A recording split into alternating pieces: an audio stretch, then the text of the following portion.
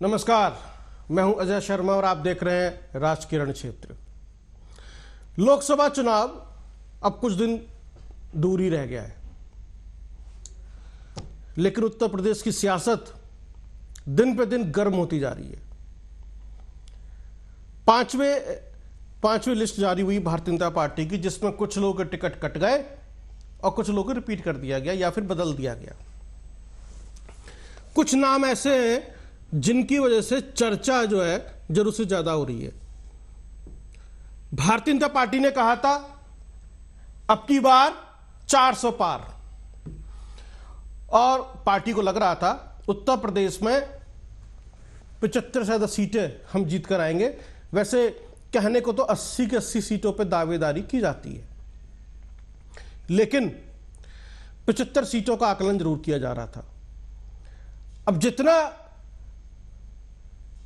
दिखाई दे रहा है उतना आसान है क्या भारतीय जनता पार्टी के लिए उत्तर प्रदेश में? क्या रास्ते उतने आसान हैं या वाकई कुछ मुश्किलात हैं? क्योंकि जिस तरीके से टिकट काटे गए वो सवाल खड़े कर रहे हैं।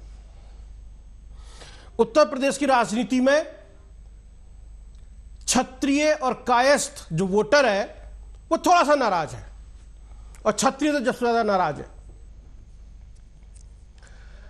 बिहार, झारखंड, गुजरात, राजस्थान में क्षत्रिय सबसे ज्यादा नाराज है, और वहां पर एक भी क्षत्रिय प्रत्याशी को टिकट नहीं मिला है। उत्तर प्रदेश में काफी कम लोगों को दिया गया है, यहां पर भी काफी उबाल है क्षत्रियों के अंदर। गाजियाबाद एक ऐसी सीट है जो क्षत्रियों की सीट मानी जाती है।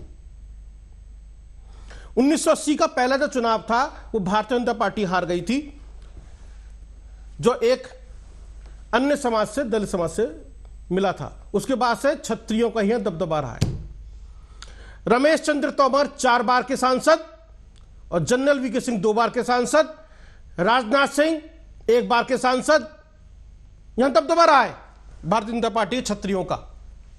इस बार भी उम्मीद की जा रही थी कि जनरल वीके सिंह को टिकट मिलेगा, लेकिन कट गया। इस बार यानी कि 15 साल बाद किसी स्थानीय व्यक्ति को टिकट मिला है, वो भी वैश्य समाज से। तो गाजियाबाद में इस वक्त जनरल वीके सिंह को लेकर जितने भी संगठन है, ब्राह्मण संगठन या क्षत्रिय संगठन, वो उनके फेवर में आके खड़े हो गए हैं। प्रेस कॉन्फ्रेंसेस चल रही हैं, लेटर जारी किए जा रहे हैं, और गाजियाबाद के छोटे मोटे जो न्यूज़पेपर है उसमें छप रहा है दबाकर। अतुल गर्ग का विरोध हो रहा है, लोग खोद खोद के खबरें निकाल रहे हैं, 4-4 साल पुरानी, 3-3 साल पुरानी, जब अतुल गर्ग स्वास्थ्य राज्य मंत्री थे। तो ये सब कुछ रहेगा। होली मिलन समारोह को जनरल वीके सिंह ने ऐसे मनाया जैसे कि उनका विदाई समारोह हो, फेयरवेल पार्टी। एक भी विधायक नहीं पहुंचा इस होली मिलन समारोह में। सुनने में आया गाजियाबाद की मेयर सुनीता दयाल पहुंची थी। तो भारतीय जनता पार्टी के लिए कितना आसान है उत्तर प्रदेश में, क्योंकि 400 पार का दावा है, और मेरठ से, पड़ोस में मेरठ जो है गाजियाबाद के, वहां से राजेंद्र अग्रवाल को हटाकर वैश्य समाज से ही अरुण गोविल को दे दिया गया है, जिन्होंने रामायण में भगवान राम का किरदार निभाया था। अब ऐसे में क्या होने वाला है 400 पार की? तो क्या जनरल वीके सिंह जिताऊ चेहरा नहीं थे गाजियाबाद में? उनको बदलना पड़ा। राजेंद्र अग्रवाल को भी बदलना पड़ा। इधर वरुण गांधी की भी बात हो रही है, उनको टिकट नहीं मिला। तो हम बात कर रहे हैं खास तौर से जनरल वीके सिंह, जो एक ऐसे व्यक्ति, जनरल लगाए नाम के आगे, पूर्व सेनाध्यक्ष, हरियाणा से आते हैं, पूर्व सेनाध्यक्ष है, जिन्हें संकट मोचन कहा गया, चाहे वो उत्तराखंड में टनल का मामला हो या विदेशों से भारतीयों को लेकर आने का मामला हो। जिनको ये यकीन था कि टिकट उनको ही मिलेगा, और जिनकी करीबियां देश के प्रधानमंत्री से कही जाती हैं। उनका टिकट कट गया। मेरठ से राजेंद्र अग्रवाल का टिकट काट कर अरुण गोविल को दिया गया। हरियाणा, झारखंड, छत्तीसगढ़, गुजरात जैसे राज्यों में एक भी क्षत्रिय उम्मीदवार को टिकट नहीं मिला है।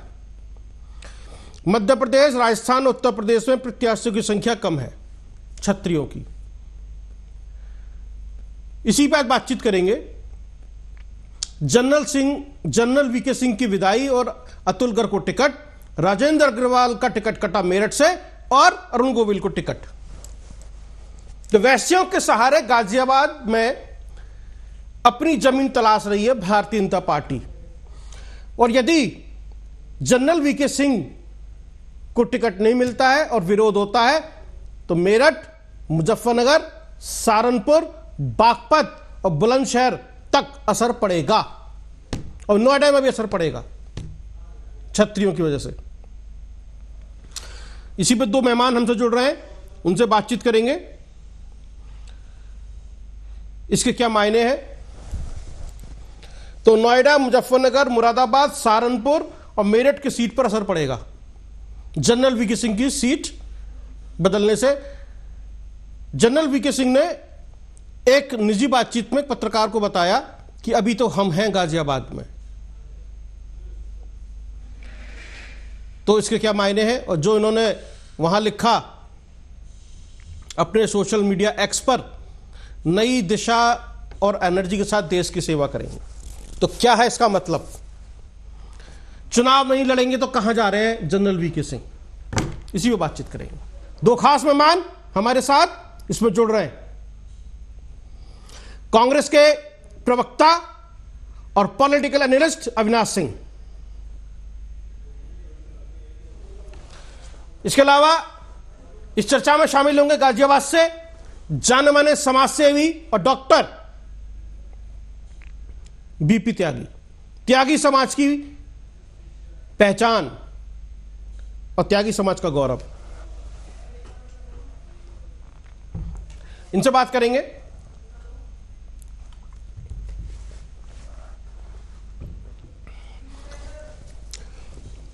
अतुल गर्ग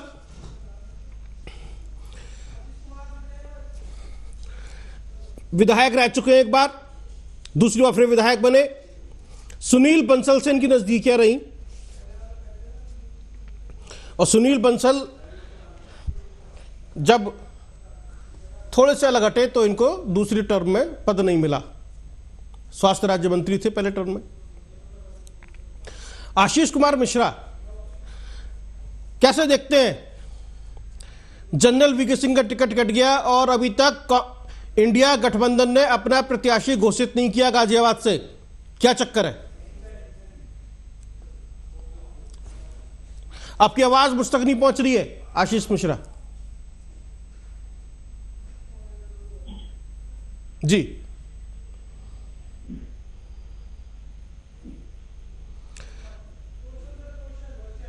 आशीष, क्या वजह है कि गाजियाबाद से अभी तक इंडिया गठबंधन ने अपना प्रत्याशी घोषित नहीं किया, जबकि अतुल गर्ग सामने खड़े हैं अब? और आज गाजियाबाद में प्रबुद्ध वर्ग सम्मेलन है और योगी आदित्यनाथ मुख्यमंत्री उत्तर प्रदेश गाजियाबाद में है, दीनदयाल उपाध्याय ऑडिटोरियम में।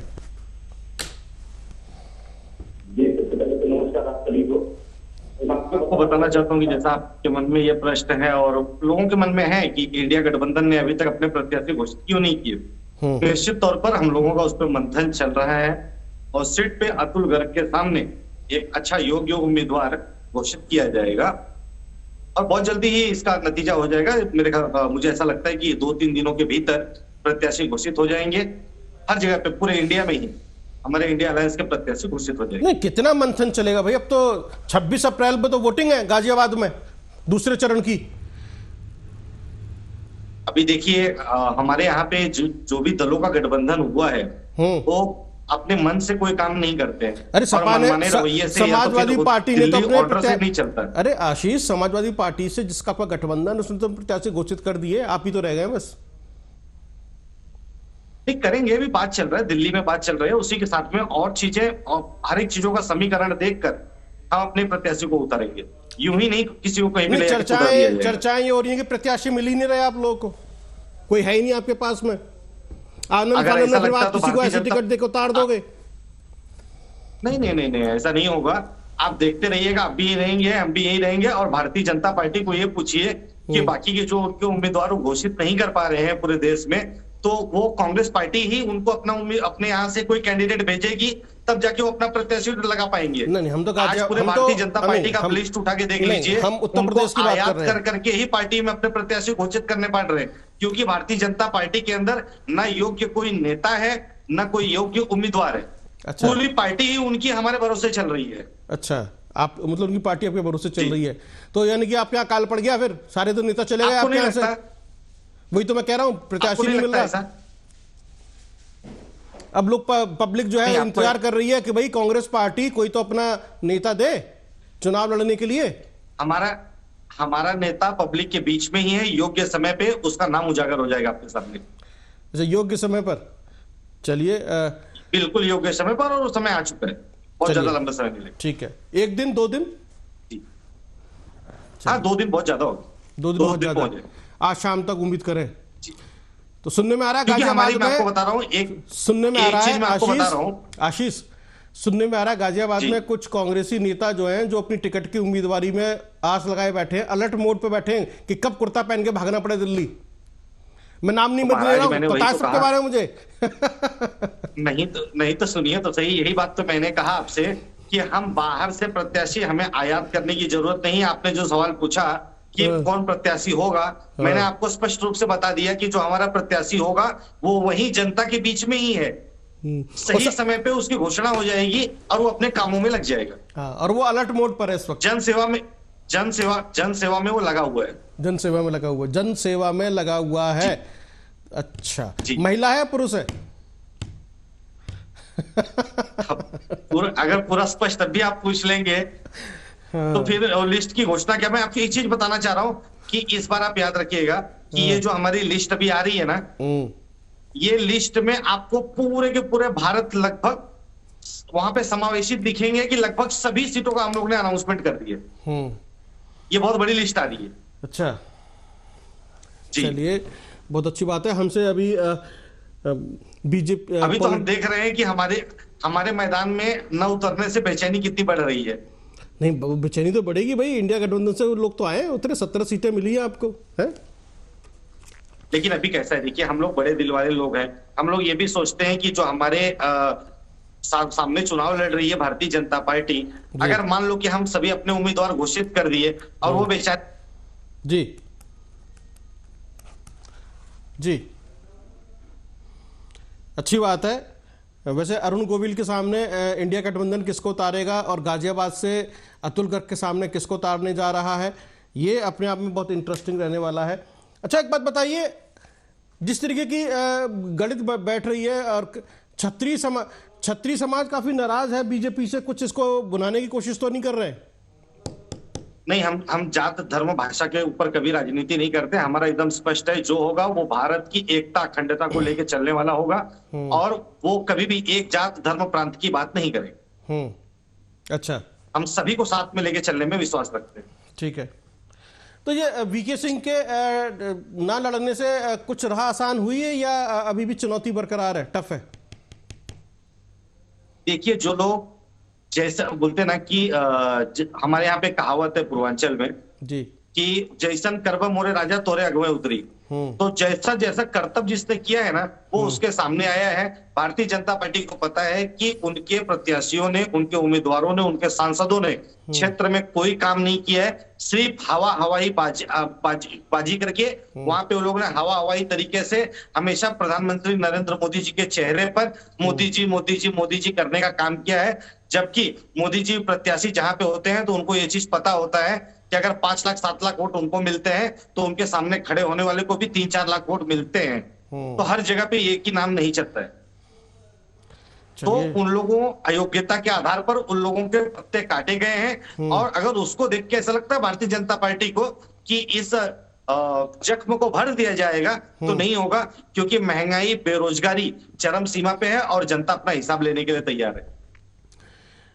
चलिए, ठीक है। अच्छा, वैसे अगर कांग्रेस की नजरिए से थोड़ा समझा जाए तो क्या वजह है कि भारतीय जनता पार्टी क्षत्रिय और कायस्थों की नाराजगी झेलने के लिए तैयार है? कहां से लग रहा है, कहां से भरपाई कर लेंगे यदि क्षत्रिय और कायस्थ दर से दर गया उत्तर प्रदेश की चुनाव में?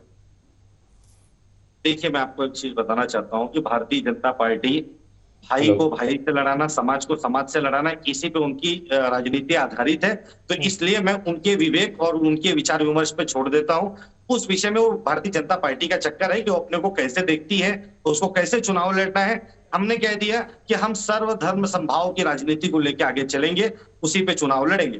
भारतीय जनता पार्टी का क्या चल रहा है, क्या नहीं चल रहा है, उनके प्रपंच में हमको पढ़ना ही नहीं। ठीक है, अविनाश सिंह जुड़ गए हमसे, राजनीतिक विश्लेषक हैं। अविनाश सिंह, गाजियाबाद की सीट सबसे ज्यादा हॉट सीट मानी जाती है। जनरल वीके सिंह वहां से सांसद रहे 2 बार के, तीसरी बार भी उम्मीद थी कि वो टिकट उनको मिलेगा, लेकिन एंड वक्त पर यानी कि 11th आवर पर अतुल गर्ग को टिकट मिल गया। अब तो वो विधायक भी हैं, तो उपचुनाव भी होगा इसके बाद, वो अलग सब्जेक्ट है। लेकिन अतुल गर्ग वैश्य चेहरा, ये जो दाव खेला है पार्टी ने 15 साल बाद किसी स्थानीय नेता को टिकट देना, क्या वजह है? और ये क्षत्रिय समाज जो विरोध कर रहा है गाजियाबाद में,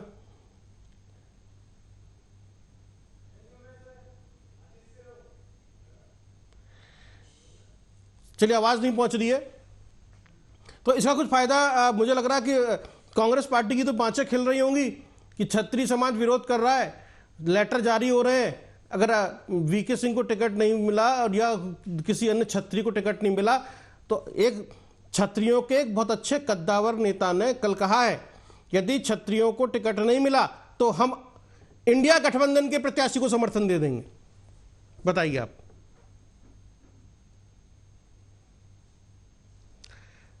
कांग्रेस प्रवक्ता से पूछ रहा हूं, कैसा लग रहा है सुनकर? जी, मुझसे पूछ रहे हो आप? जी जी।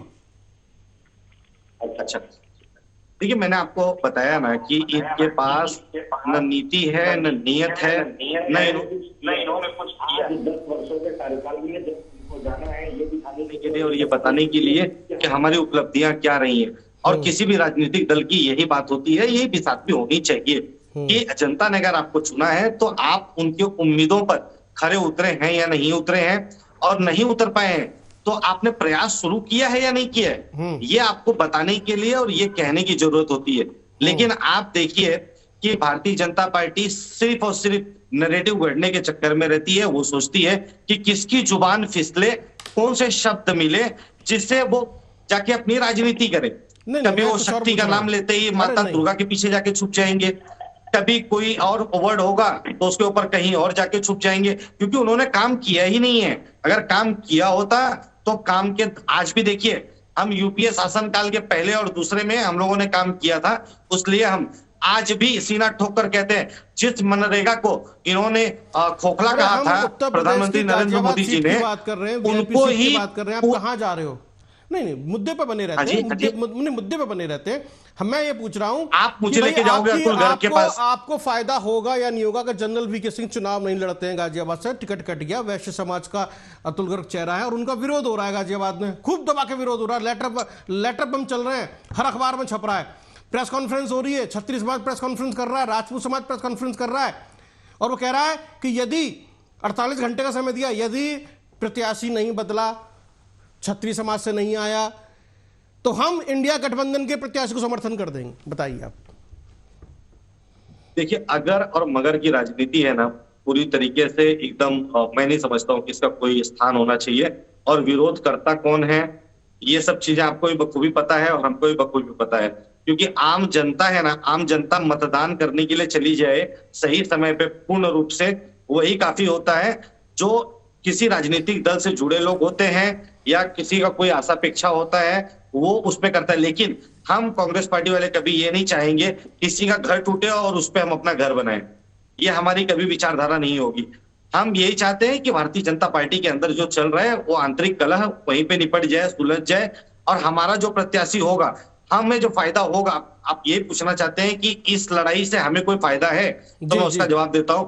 हमें फायदा इस बात को लेकर होगा कि हम ये बताएंगे 10 साल में जिस तरीके से नरेंद्र मोदी जी ने, उनकी नीतियों ने जनता को कुरदने का काम किया था, हमने जनता के हितों के लिए कब कब और कौन कौन सी आवाजें उठाई हैं, आवाज बुलंद की है, हम इसके ऊपर चुनाव लड़ेंगे और जनता को उनके बीच का ही एक सेवक देंगे। और हम गुजारिश करेंगे और निवेदन करेंगे उनसे कि आप इस प्रत्याशी को अब जिताइए, ताकि इसने जैसे पिछले वर्षों में पद पे न रहते हुए आपकी सेवा की है, तो पद पे पाने के बाद वापस आपकी सेवा कर सके। चलिए ठीक है। अविनाश सिंह, अगर आप मुझे सुन रहे हो तो आवाज पहुंच रही है?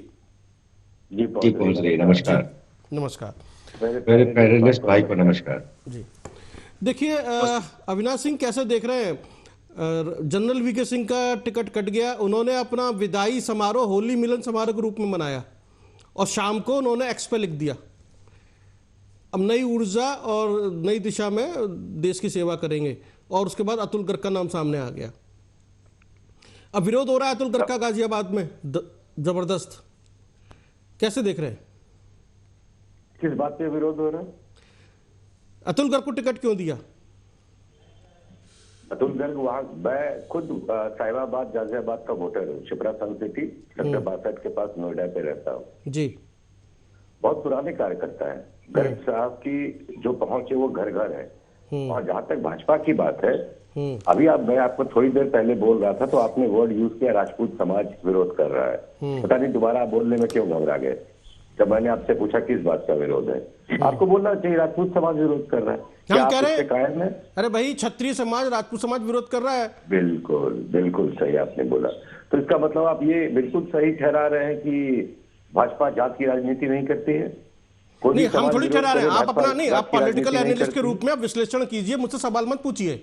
मैं सिर्फ ये समझना चाह रहा हूं कि यदि जनरल वीके सिंह को टिकट नहीं मिला है और वहां का क्षत्रिय समाज राजपूत समाज विरोध कर रहा है अतुल गर्ग का, तो आप इसको कैसे देखते हैं?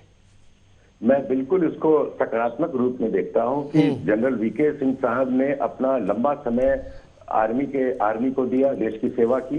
उसके बाद भाजपा में उनको मौका मिला तो दो बार उन्होंने सेवा किया और मंत्री परिषद को संभाला। और बहुत कम लोग इस देश में जानते हैं कि जितने भी इवैक्यूएशन हुए हैं विदेशों से, जब वहां पे चाहे वो चेचेनिया में हो, चाहे वो इराक में हो, ईरान में हो, या आपका अभी जो मॉस्को की जो लड़ाई जो हुई यूक्रेन के साथ, तो हर इस तक की इवैक्यूएशन में उन्होंने बहुत बड़ा रोल प्ले किया है। बहुत कम लोग इस बात को जानते हैं। तो जहां तक मंत्री परिषद का सवाल है, जहां तक वीके सिंह की पर्सनालिटी का सवाल है, वो 10/10 पर आप एडिटर साहब जानते हैं और मैं जानता हूं कि जब कंपटीशन होता है तो एक कट ऑफ होता है 99 जी। इसका मतलब ये नहीं कि 99 से नीचे वाले जितने भी है सबका एडमिशन हो जाता है। 99 जो है वो मिनिमम होता है। तो वीके सिंह साहब ने 7/10 लाया होगा, 8/10 लाया होगा। का ये मतलब नहीं कि जो उनके नीचे के कार्यकर्ता है, जो गर्ग साहब हैं, जो बहुत नजदीक से जुड़े हुए हैं लोगों से, हर तरीके से लोगों से जुड़े हुए हैं, उन्होंने भी बहुत काम किया है, उनको भी मौका मिलना चाहिए और उनको ये मौका मिला। ठीक है, स्वाभाविक है भाजपा के लिए एक अपने कार्यकर्ता को नए सिरे से टिकट देना और उनको आगे बढ़ाना। अच्छा, एक बात हम पहली बार नहीं देख रहे हैं, हम एक बात समझना चाह रहे हैं। ऐसे लोग सीएम बने हैं जिनको देश में कोई नहीं जानता था। चलिए ठीक है, हम एक बात समझना चाह रहे हैं। लगभग 15 साल बाद एक स्थानीय व्यक्ति को मौका मिला है, राजनाथ सिंह एक बार और 2 बार जनरल वीके सिंह। उससे पहले रमेश चंद्र तोमर रहे, यहाँ से सब लोग रहे। इस बार वैश्य समाज से एक व्यक्ति को मौका मिला, वो भी स्थानीय व्यक्ति को। तो मतलब क्या वजह रही कि क्षत्रिय समाज की नाराजगी भी सहन करने के लिए पार्टी तैयार है? जो 400 पार का नारा था, लग रहा था कि ये जिता नहीं पाएंगे, यहां से जनरल वीके सिंह सीट नहीं निकाल पाएंगे। माफ कीजिएगा, देखिए मैंने आपको पहले भी बताया कि जब जहां तक मोदी सरकार की बात है, उन्होंने बहुत खुल के बोला कि हम सिर्फ 4 जातियों को जानते हैं। तो उसका उन्होंने एक्रोनिम दिया है ज्ञान। जी का मतलब हुआ गरीब, वाई से मतलब हुआ यूथ, ए से मतलब हुआ एग्रीकल्चरिस्ट क्लियर, और बाकी फीमेल का मतलब नारी शक्ति। तो ये भाजपा में कोई ऐसी जाति प्रथा, अच्छा मैं रहने वाला बिहार का हूं, तो अगर जाति के ऊपर आप बोलना चाहेंगे तो मैं ये बिल्कुल आपको बहुत लंबी बहस कर सकता हूं। पर हर जगह जाति देख के सीट नहीं देखी जाती है, हर जगह विजिबिलिटी देख के दी जाती है। जाति उसमें से एक पैमाना हो सकता है, पर आखिरी पैमाना नहीं हो सकता। जो कांग्रेस की राजनीति रही है, जात में लोगों को बांटना, 30% को एक तरफ रखा, तुष्टीकरण में मुसलमानों को, और 70% हिंदुओं को जात में बांटा। अच्छा, एक बात मुझे समझा दीजिए और हमारे दर्शकों को समझाइए आप। आप बड़े प्रबुद्ध व्यक्ति हैं, क्या वजह है कि हरियाणा, झारखंड, छत्तीसगढ़, गुजरात जैसे राज्यों में एक भी क्षत्रिय प्रत्याशी नहीं है? एक भी? देखिए, मैंने आपको फिर कहा कि भाजपा की जो विनिबिलिटी जो होती है उसमें कास्ट एक इक्वेशन हो सकता है, one part of the equation हो सकता है, पर वो पूरा आउटकम नहीं हो सकता है। अगर क्षत्रियों को नहीं मिली है तो कहीं उनको किसी और रूप में उनको मिलेगा। पर इसका ये मतलब नहीं कि अगर एमपी में, अच्छा ये बताइए कितने पारसी को मिला है, कितने सिख को मिला है? तो पारसी अगर नहीं है तो इसका ये मतलब थोड़ी कि पारसी में, मतलब पूरे हिंदुस्तान की बात अगर हम कर रहे हैं तो अगर मैं बिहार की बात करूं तो बिहार में 40 सीट में से 7 सीट मिले हैं राजपूत को, तो क्या कहेंगे आप, जबकि उनकी आबादी केवल 3% है। तो हर जगह हर तरह का समीकरण देखा जाता है, विनिबिलिटी देखा जाता है, लोगों की आकांक्षाएं देखी जाती हैं, वर्कर का आकांक्षा देखा जाता है और तब सब कुछ को मिला के फिट इन किया जाता है। एक चर्चा चल रही है अविनाश सिंह कि पार्टी जो है, जिस तरह से अगर हम राजस्थान, बिहार और उत्तर प्रदेश की बात करें, वह क्षत्रियों को थोड़ा सा कम किया है पार्टी ने, और पार्टी ये सोच रही है, जो चर्चा है, आप कैसे देखते हैं, अभी आपसे समझते हैं, जो चर्चा है कि जो सुभाषपा ओम प्रकाश राजभर आ गए, इधर से जयंत चौधरी आ गए, तो ये जो थोड़ा बहुत वोटर छिटकेगा, इधर उधर जाएगा, उससे भरपाई हो जाएगी, क्योंकि पार्टी को सीटें जीतनी है, 400 पार का टारगेट है, तो ऐसे में उसको वो हर रणनीति अपनानी है। और यदि मोदी लहर होती तो ये सब जातिगत पार्टी चलाने वाले लोग या पारिवारिक पार्टी चलाने वाले लोगों से गठबंधन करने की जरूरत नहीं पड़ती। तो मोदी लहर तो है नहीं, गठबंधन तभी तो करना पड़ा, तभी सारे घोड़े खोलने पड़े। तो ये जो है, आखिरकार हम थोड़ा समझना चाह रहे हैं, आप एक अच्छा विश्लेषण करते हैं कि पार्टी आखिरकार किस तरह की रणनीति अपना रही है। मैं फिर आपको पुनः दोहराता हूं कि जहां तक क्षत्रियों ठाकुरों की बात की, यूपी का सीएम ही ठाकुर है। हालांकि जात न पूछो साधु की कहते हैं, पर कहने को तो वो ठाकुर है ही।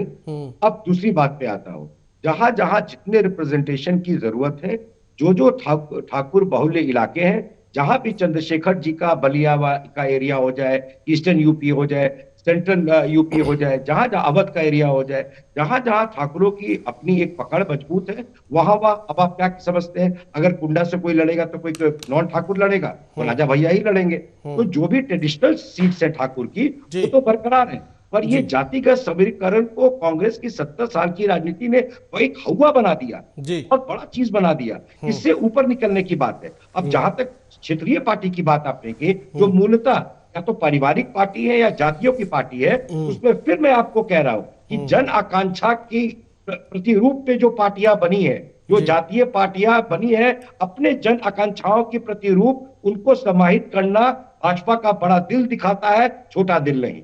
चलिए, आप देखिए, आप गाजियाबाद में रहते हैं, जैसा आपने जिक्र किया है, तो आप जानते भी होंगे शिप्रा सन सिटी। हाँ, गाजियाबाद में आता है, इंदिरापुरम के पास है। बिल्कुल जी, बिल्कुल। देखिए, विधायकों के साथ जो नाराजगी थी जनरल वीके सिंह की, और एक गुटबाजी जो वहां की सुर्खियां बन रही थी खबरों की, है ना, एमएलसी साहब का भी लेटर बम जारी था, उसके अंदर वो भी था। पिछले 6 महीने से काफी कुछ हो रहा था। एक बहुत ही टनल से पहले की एक प्रेस कॉन्फ्रेंस थी, जिसमें लगभग 100-150 पत्रकार मौजूद थे जनरल वीके सिंह के घर पर। मैं भी मौजूद था उसके अंदर, ठीक है जी। और उन्होंने उसमें जो कहा था कि मेरे सभी विरोधी खबरदार, सबका डोजियर है मेरे पास में, ठीक है, और टिकट मुझे ही मिलेगा, मैं ही चुनाव लड़ूंगा, चाहे कोई कुछ भी कर ले। और लास्ट मूवमेंट तक वो कोशिश करते रहे, जिस तरीके से वो एक्टिव दिखाई दे रहे थे चारों तरफ, और उन्होंने पार्टी हाई कमान तक, आला कमान तक शिकायतें भी पहुंचाई कि ऐसा ऐसा हो रहा है, लेकिन फिर भी लास्ट मूवमेंट पर टिकट कट गया। तो ये क्या, ये इसलिए टिकट कटा कि विरोधियों की वजह से टिकट कट गया, कि अगर ये विरोधी रहेंगे तो सीट फंस न जाएगा गाजियाबाद की, विरोधियों की डर के से पार्टी ने अपने प्रत्याशी बदल दिया? ऐसी बात तो नहीं है। देखिए, जहां तक डर का विषय है, डर बहुत बड़ा इमोशन होता है, फियर एक बहुत बड़ी इमोशन होती है। और भाजपा जो इस देश की और इस विश्व की इतनी बड़ी पार्टी है, और अमित शाह और मोदी का जो कॉम्बिनेशन है, खास करके मोदी जी, इनका 76% अप्रूवल रेटिंग इस देश में और विदेश में, वो डर जैसी बात तो होगी नहीं। हाँ, इंटरनल मैटर्स होते हैं पार्टी में, छोटे छोटे गुट पार्टी में होते हैं, पर मैं आपको विश्वास दिलाता हूं एंकर साहब कि जो गर्ग साहब जिनको ये टिकट मिला है, ये घर घर का नाम है, ये जमीनी नेता है, ये हर मोहल्ले और घर से जुड़े हुए हैं और बहुत बड़ी जीत होगी। मुझे याद है वीके सिंह का नंबर 3 स्थान था शायद ऑल इंडिया में जीत के मार्जिन का। शायद हो सकता है गर्ग साहब नंबर 1 पे आ जाए, मोदी जी से भी आगे निकल जाए। बाहर के विधायक अतुल गर्ग और उनके पिताजी भी पहले मेयर और चेयरमैन गाजियाबाद से। गर्ग फैमिली के बारे में हर किसी को पता है, बहुत सारे इंस्टीट्यूशन हैं उनके और रियल एस्टेट का बहुत बड़ा कारोबार है। अतुल गर्ग साहब का पूर्व स्वास्थ्य राज्य मंत्री, खाद्य मंत्री भी रहे हैं, है ना। तो ये एक ऐसा नहीं है, वो एक राजनीतिक रसूख सबको पता है और जनता फैसला करेगी कितने वोट से जीतकर आते हैं। जनरल साहब ने तो खैर राज बब्बर को भी हराया और उसके बाद जो है कांग्रेस पार्टी के प्रत्याशी इतनी पटकनी एंकर साहब, मैं एक और बात जोड़ना चाहता हूं जी। मैं गाजियाबाद साहिबाबाद के पन्ना प्रमुख के लेवल पे लोगों से मेरी मुलाकात है और रेगुलर मिलना जुलना, क्योंकि वो मोहल्ले में ही रहते हैं और कई मित्र भी हैं। जी जी इतना मेहनत करते हैं। एक पन्ना प्रमुख की बात कर रहा हूँ जो सबसे नीचे लेवल का कार्यकर्ता होता है भाजपा की कड़ी में, जी जी, इतना मेहनत करता है, जिसके पास 10 घर होते हैं बस, सिर्फ उसको 10 घर में उसको वोट देने दिलाने का काम है और मोदी जी का मैसेज पहुंचाने का काम है। मैं आपको बता रहा हूं एंकर साहब, इतना मेहनत करते हैं ये लोग, इतना मेहनत करते हैं कि गर्ग साहब क्या, अगर आपको भी मोदी जी का सिंबल मिल जाए, इस बार कमल निशान पे सिंबल पे वोट पड़ रहा है मोदी जी के नाम पे, अगर आपको भी टिकट मिल जाए तो मैं तो आपको विश्वास दिला रहा हूं कि आप ही इलेक्शन जीत जाते। यही सवाल है कि प्रत्याशी इंपॉर्टेंट नहीं है, कमल का फूल इंपॉर्टेंट है। कोई भी चुनाव वहां से लड़ ले वो जीत जाएगा। तो ये बीजेपी का गढ़ है और कोई इसमें अतुल गर्ग साहब कोई बहुत बड़ा कारनामा करने वाले नहीं है। वहां तो जीतना ही जीतना है। ऐसे में जहां से जीतना ही है, वहां से यदि जनरल वीके सिंह को हटा दिया जाए, टिकट काट दिया जाए, तो सवाल तो उठेगा फिर। क्यों आशीष कुमार? बिल्कुल उठना चाहिए, सवाल तो उठेगा। कोई नया रोल है। अगर आप सीएम को हटाते हैं, एमपी के सीएम को हटाते हैं जिन्होंने इलेक्शन जितवाया, वही तो सवाल तो खड़ा होगा ना नारी शक्ति के लिए, तो आपको इलेक्शन जितवाया, फिर भी वहां पे नया सीएम हुआ। बताइए, भाजपा की अपनी एक रणनीति है जो अगले 25, 27, 30 साल के लिए सोच रही है। वो देश को विकसित भारत बनाने के लिए सोच रही है। उसमें कौन सिपाही रहेगा, उसमें कौन जनरल रहेगा, उसकी तलाश हो रही है। जनरल वीके साहब बहुत बड़े आदमी है, वो जनरल थे, हैं और रहेंगे, पर नए जनरल की तलाश हो रही है। चलिए, नए जनरल की तलाश हो रही है, देखते हैं नए जनरल कौन बनते हैं। फिलहाल यह है कि अभी वो भी देखेंगे जनरल साहब कहां जाते हैं। आशीष कुमार मिश्रा, सवाल तो उठेगा ना कि जो भाजपा का गढ़ है जहां से कोई भी जीत सकता है, यदि वहां से टिकट कट जाए एक ऐसे नेता का जो कद्दावर नेता हो, सेना का पूर्व अध्यक्ष, क्षत्रिय समाज की पहचान, जिसकी वजह से नोएडा, मुरादाबाद, सहारनपुर और बुलंदशहर तक असर पड़ता हो सीटों पर। कद्दावर नेता का अर्थ क्या होता है? कितने साल का अनुभव है राजनीति का उन्हें, वीके सिंह जी को? ठीक, वो कद्दावर नहीं। देखिए कैसा था कि 2014 में एक नैरेटिव तैयार किया जाता है और कांग्रेस पार्टी को बदनाम करने के लिए। देखिए आज पूरे मीडिया में हर जगह पे चर्चा होती है, लेकिन कहीं पे प्रत्याशी थे राज बब्बर, बहुत बुरी तरह हारे थे जनरल वीके सिंह से गाजियाबाद में, दोबारा लौट के नहीं आए। सर सुनिए, प्रत्याशी नहीं थे शायद, वो तो फतेहपुर से लड़ रहे थे शायद। नहीं, गाजियाबाद से लड़े हैं, गाजियाबाद से लड़े हैं 2014 में, 2014 में गाजियाबाद से लड़े हैं। सर मैं क्या कह रहा हूं कि 2014 में एक ऐसा नैरेटिव तैयार किया गया पूरे भारत में जी, ऐसे ऐसे आंदोलन खड़े किए गए और आरोप लगाए गए, चाहे वो डीएलएफ का रहने दो, रॉबर्ट वाड्रा जी की जमीन को लेके, उसके बाद चाहे कोल स्कैम रहने दो, चाहे 2G स्पेक्ट्रम रहने दो।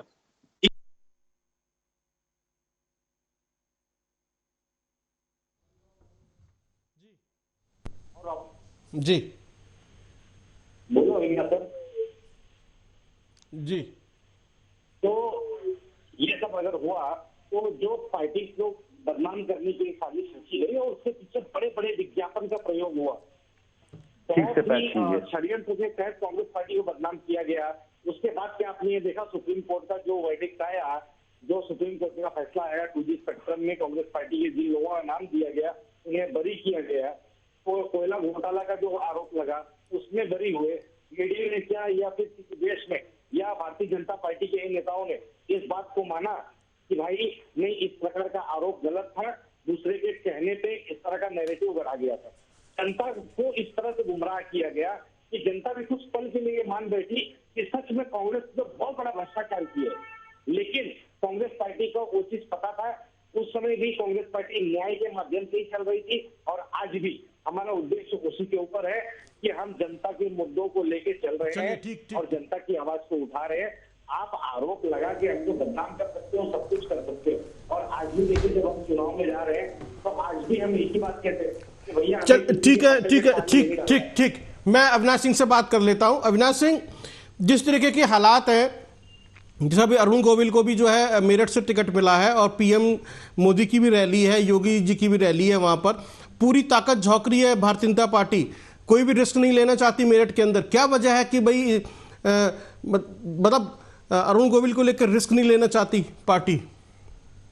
नहीं, इसकी वजह एक ही है। मैं जवाब दे देता हूँ, एक मिनट जी।